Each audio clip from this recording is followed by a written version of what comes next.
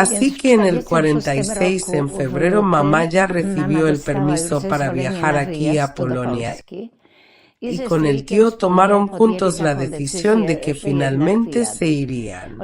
Por supuesto fue una decisión difícil, porque éramos conscientes de que se quedaban amigos, parientes, e independientemente de eso se quedaban también nuestros seres más queridos en los cementerios. No estábamos seguros de que nuestra partida sería permanente y de que no volveríamos aquí. Siempre al irnos había esa esperanza, quizás en los niños menos, pero entre los adultos, de que seguramente volveríamos aquí.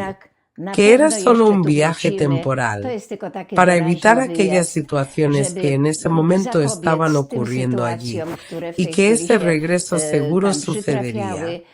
Viajábamos hacia el oeste desde las cercanías de Brody. Nos metieron en unos vagones de ganado, se podría decir, muy sucios, con ventanitas diminutas, como para estar destinados a los animales. Enseguida los hombres en esos vagones empezaron a montar literas para los adultos y para los niños. Arriba dormían los niños, abajo los adultos. Arriba en esas literas ponían unos jergones rellenos de paja. No había agua, estaba sucio, húmedo, incluso cuando había fuertes heladas, un frío de unos 30 grados, hasta se congelaban esas gotas de la respiración. Nuestras exhalaciones se congelaban en esas paredes de aquel vagón, lo cual, ¿verdad?, no creaba un olor agradable ni buena sensación. Viajábamos aquí hacia el oeste con el pensamiento de si habría dónde vivir, de si habría que comer, de qué nos esperaba. Esa incertidumbre la tenían todos. Pero a pesar de eso estaban todos tan organizados durante ese viaje, que en su mayoría amigos, familia de alguna manera juntos crearon grupos para estar unidos en las buenas y en las malas. Y así llegamos aquí al oeste en marzo. El 26 de marzo ya estábamos en Krosnoodrzańskie y para finales de marzo ya estábamos en la localidad donde los padres decidieron que vivirían. Era un pueblo, ya que con ellos los padres trajeron y nuestros amigos parientes al menos una cabeza de ganado. Ya fuera una vaca, o fuera un caballo, o alguna oveja, siempre alguien traía lo que podía. En nuestro caso fue una vaca. Y bueno, los padres decidieron que se quedarían en ese pueblo, tendrían su propia vaquita, tendrían un poco de grano propio, porque seguro que habría tierra y de alguna forma la vida seguiría un curso parecido a como era en el este. ¿Se decepcionaron con esto? Quizás no tanto decepcionarse, sino que fue un poco diferente. Nosotros como niños al entrar por primera vez en esa localidad, a Polek Konad Odra, abrimos unos ojos enormes, porque había hermosos edificios de ladrillo, edificios de mampostería, ventanas grandes, jardines, vallas hermosas, aceras muy bonitas cubiertas con baldosas. Simplemente era para nosotros algo nuevo, que un pueblo pudiera verse tan hermoso. Corrimos por todas partes hacia esa casa. Nuestra casa en particular fue elegida por los padres. Era de ladrillo rojo. Estaba en la esquina de la calle y tenía un jardín enorme, muy grande y hermoso. Había allí todos los arbustos posibles y había mucha cantidad de grosella roja, blanca, negra. Había guindos, había perales, había manzanos. Simplemente el jardín era precioso. Estábamos atónitos con esto. Era una novedad tal para nosotros, porque muchos de esos árboles y arbustos no los conocíamos en absoluto. Fuimos aprendiendo los nombres y así sucesivamente. Al entrar en casa también hubo una sorpresa, porque los suelos, la cocina estaban hermosamente equipados. Quizás no tanto en muebles, pero estaba bien encalada. Los suelos ya eran de baldosas cerámicas, como un tablero de ajedrez. La cocina era muy bonita, con unos azulejos verdes y hermosos, y bueno, era algo increíble. Cuando en el este, en nuestra cocina, solo había un horno de pan grande, de ladrillo, encalado de blanco, y sobre la menudo había apoyada una astilla de madera, que ardía lentamente, o al lado colgaba una lámpara de queroseno. Aquí había bombillas, aquí ya había otra iluminación. Fue una gran sorpresa. Y ahora, un asunto más, que hay escuela. Hay en la localidad una escuela y que a esa escuela vamos a ir. Los padres. Mi mamá muy rápidamente se puso en contacto con la dirección de la escuela, que ya funcionaba, a pesar de que estaba muy mal equipada. Pero ya funcionaba. No había libros, no había cuadernos, yo ya lo había mencionado. Solo había unas tablillas. No sé cómo se llamaban esas tablillas, como magnéticas, no magnéticas, en las que solo se escribía con tiza, se borraba y eso era todo. Así que usábamos eso el primer año. Fuimos a la escuela a principios de abril. Bueno, yo a primer grado, mi hermano a segundo grado, porque él ya había hecho el primero. Así que todo ese año se dio por aprobado. Abril, mayo y junio fue el final del curso. Ese fue mi primer grado, básicamente 3 meses. La impresión en la escuela, pupitres donde nos sentábamos así todos, no estaban separados niño, niña. Había bancos alargados, todos se sentaban donde había un lugar libre, el maestro, la pizarra y nada más. Simplemente ansiábamos ese aprendizaje con atención. Deseábamos, estábamos curiosos por todo eso, lo que nos llegaba de boca de los profesores. Y nos alegrábamos de que hubiera algo nuevo, y sobre todo de que ya hubiera esa paz. No temíamos ningún ataque aéreo, no temíamos que de repente hubiera que huir o algo así. Pero teníamos allá en el fondo de nuestras mentes que ojalá esto no se acabara, que no tuviéramos que volver otra vez allí, de donde vinimos, y con esa esperanza vivimos mucho tiempo. ¿Acaso no sería necesario tal regreso? Los adultos enseguida acudieron a esos puntos. Había un punto que se llamaba PEWER. Eso es el punto del Consejo de Emigra, de los emigrantes. Era como bueno repatria. Sí, de los repatriados. Allí los padres se presentaban, recibían cartillas, porque había que comer algo, porque no había nada. En esa casa en la que nos instalamos, no tenía un equipamiento completo. Faltaba, a menudo faltaba una silla, o luego una cama, o algún utensilio.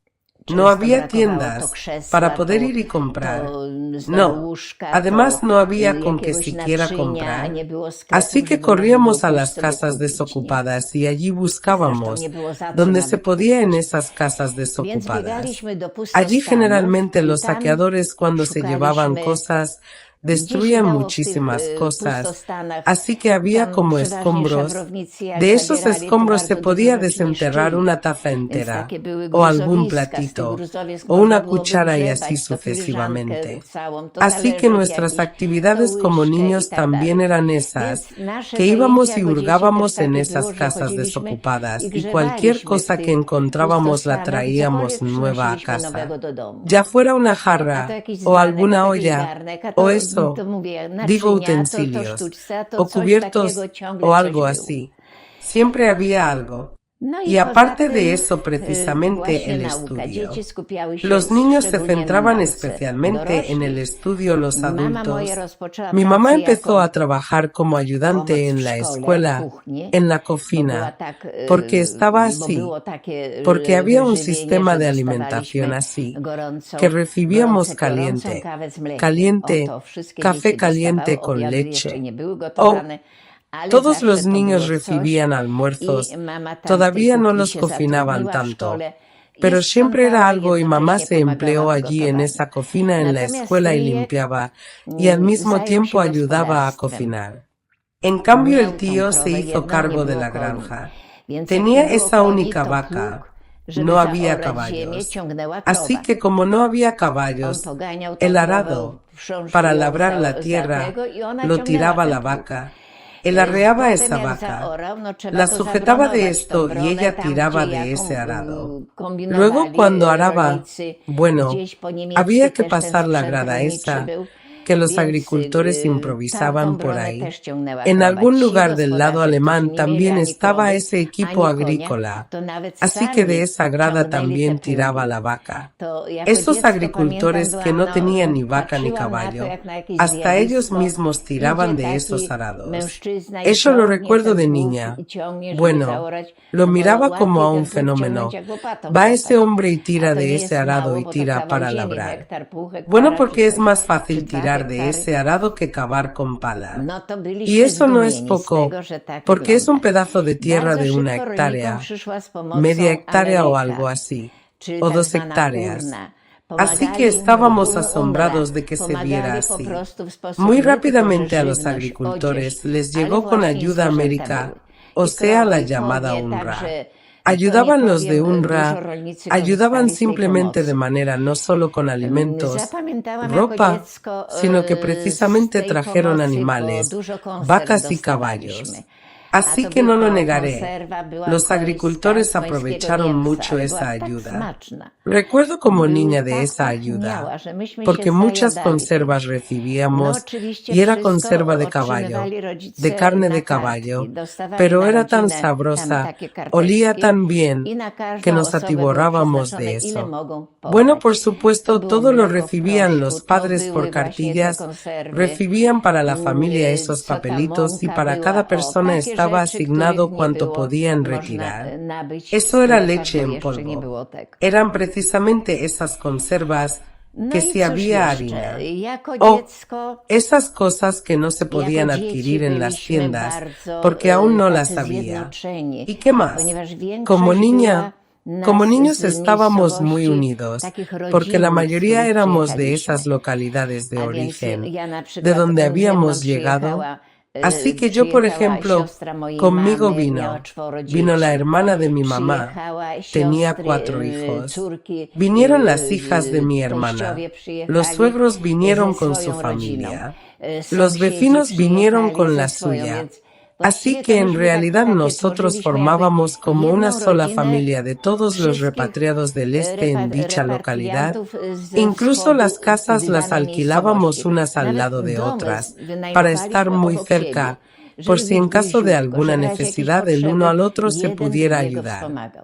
Pero continuamente cuando había un momento libre y se reunían los domingos o después del trabajo por la tarde, yo siempre escuchaba a escondidas como discutían sobre que aquí no hay certeza, de que finalmente seguro volveremos a lo nuestro. Y con esa esperanza vivieron mucho tiempo, así unos 5, 6 años. Seguro que no se hablaba de que se quedarían aquí, de que sin embargo seguro volverían de regreso.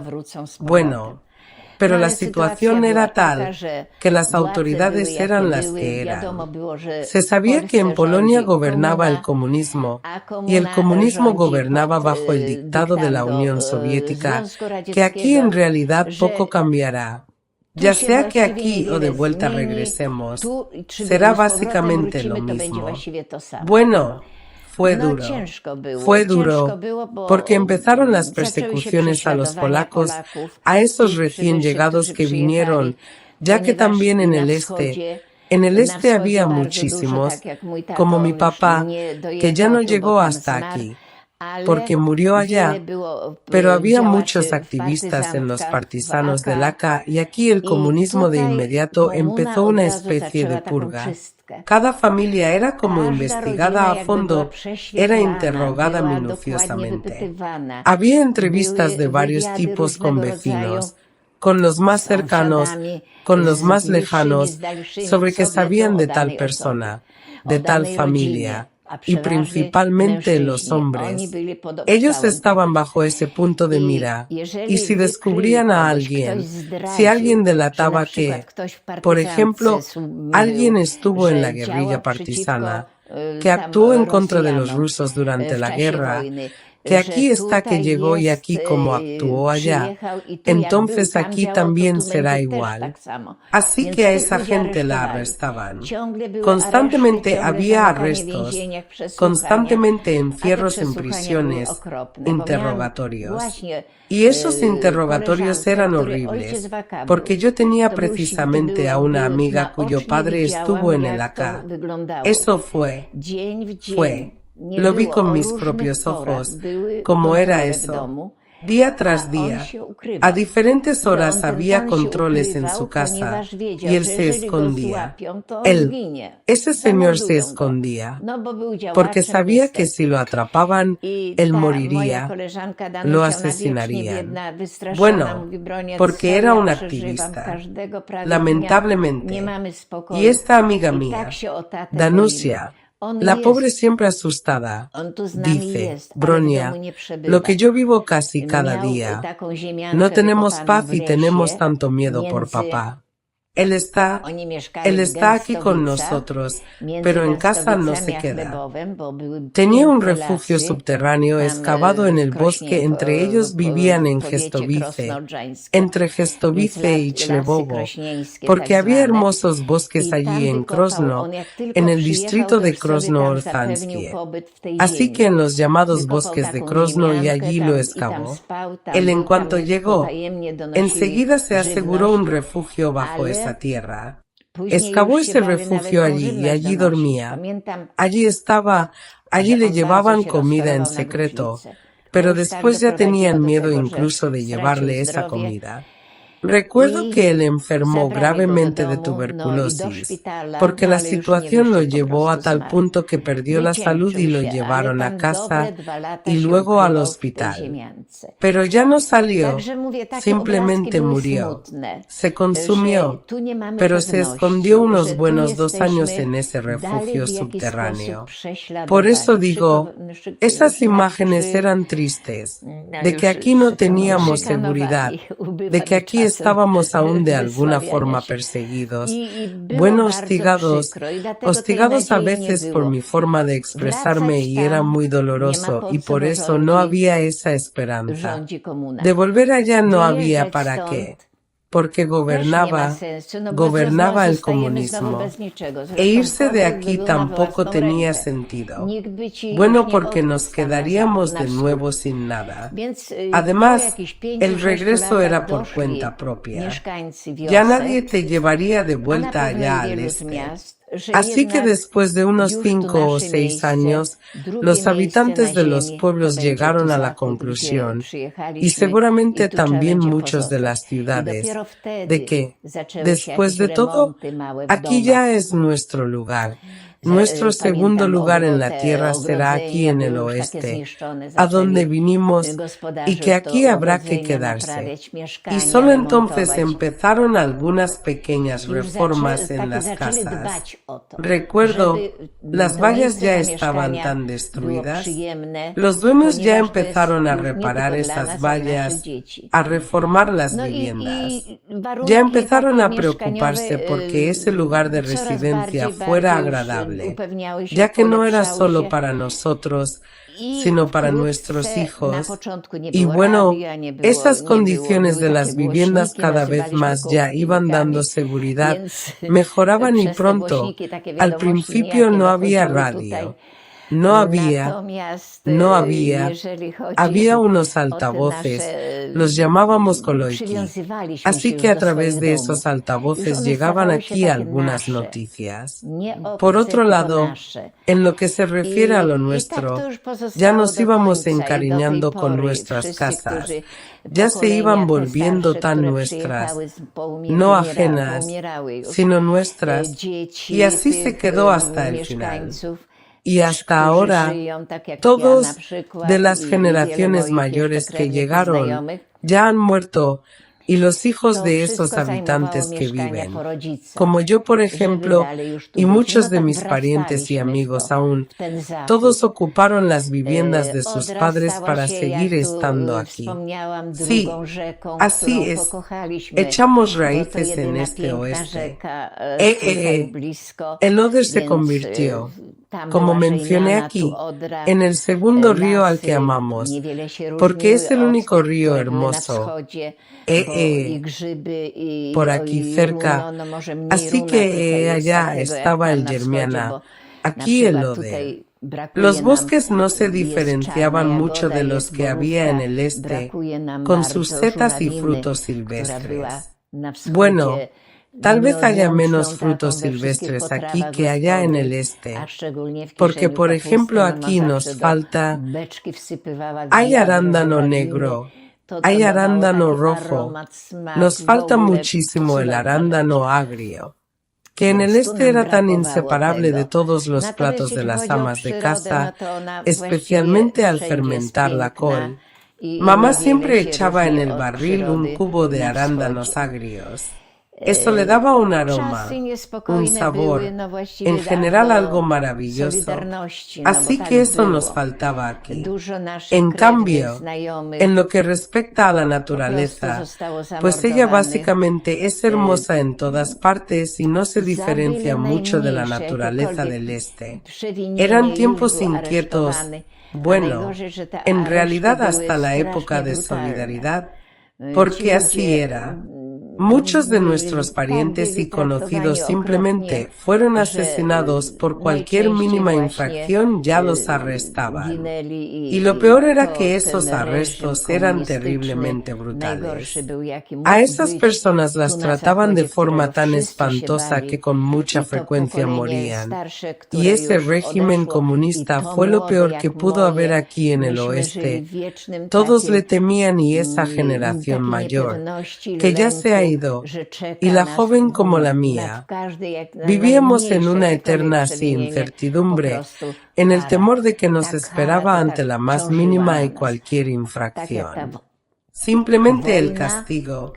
Ese castigo pesaba mucho sobre nosotros, al igual que esa guerra, que no daba la certeza de si sobreviviríamos este régimen comunista. Si cualquiera se oponía a él, entonces simplemente sabía que sufriría. Yo ya se lo dije a ustedes, yo lo sentí en carne propia, cuando no di mi consentimiento para ingresar en el Partido Obrero Polaco, así que no ingresé en el PZPR. Ya era como si fuera una enemiga de este sistema y eso era triste. Sufrí. Trabajé con entrega en mi profesión, pero nunca pude ser recompensada, porque no era esa persona en la que ellos estuvieran muy interesados.